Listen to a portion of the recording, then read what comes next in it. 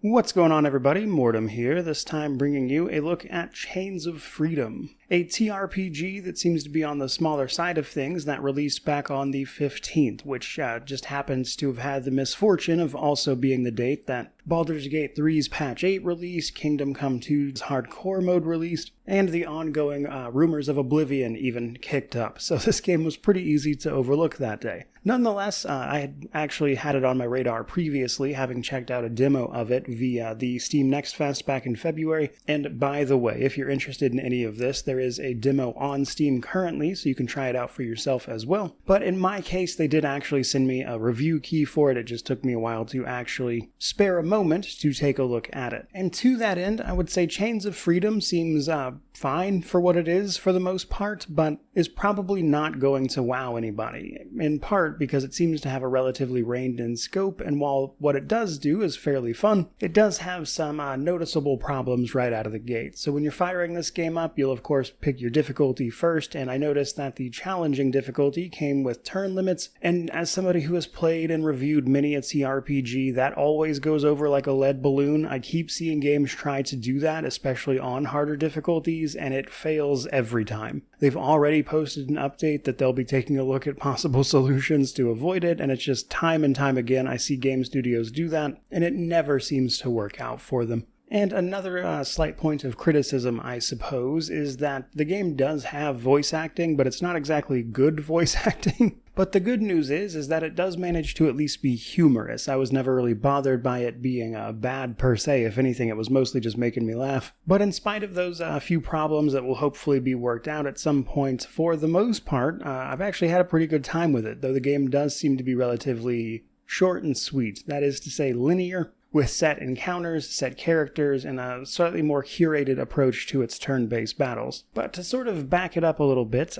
this game takes place in a world in which some sort of meteor hit the Earth, which brought with it some sort of biological disease that has since gone on to corrupt and contaminate and mutate all sorts of things. And in the backdrop of that, a power known as sovereignty, a sort of collective group of humans fighting this thing the best they can, has risen to power and largely taken control of the area. We don't know exactly how widespread their power is, at least here at the start of the game, but they do seem to be fairly influential, and a lot of what they do is spend time investigating and keeping control of the various cults who seem to be obsessed with dealing with Eden, but also the mutants and things created by it, which obviously then leads to our story. Now, gameplay-wise, it seems to be a mix of exploring relatively linear levels, at least in the beginning here, finding items, being able to craft things, potentially sneaking around, some encounters only to be forced into fighting some of them, but you can use those moments of stealth in some cases to actually set up an ambush to sort of properly orient yourself around the battlefield to take out enemies, with the primary form of progression seeming to be involved in this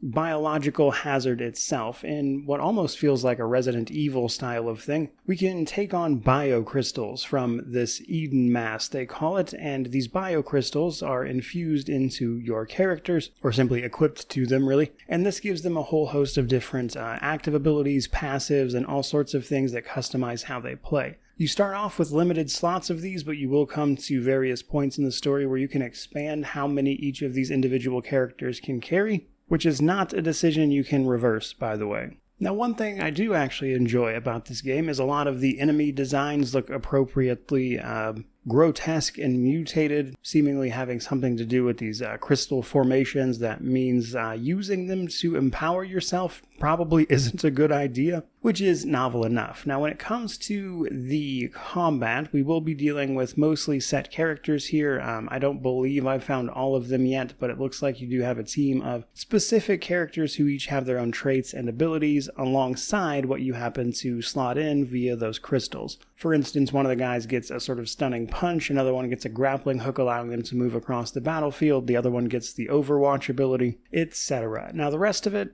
pretty by the books. Turn-based system, action point system, your team goes, then the enemy team goes, etc. You can spend your action points on moving and then taking, of course, your actual actions, or simply using items. All of that costs action points. You determine what you want to spend it on. There are environmental factors like the ever-present exploding barrels to take down enemies with, and there's even an armor mechanic here and there, which seems to just be flat damage reduction. There's also a cover system, and then enemies can flank you to negate that cover. There's a few environmental effects like burning, which is the kind of thing you can trigger by throwing Molotovs or potentially blowing up those exploding barrels, of course. And even some of the more impactful fights have various enemy types who each have their own setups, and this even includes then a few boss fights and everything. So all in all, I would say Chains of Freedom seems like the kind of game that if you enjoy tactics games will probably be decently fun, but it's probably not going to blow your mind. But luckily, that seems to be helped along by the fact that the game is relatively cheap at $25, and I do get the impression this is a shorter title, though I'm not exactly sure how long it is. So at a glance here towards the beginning, having not run through it all yet, it seems to be a decent TRPG that is relatively cheap,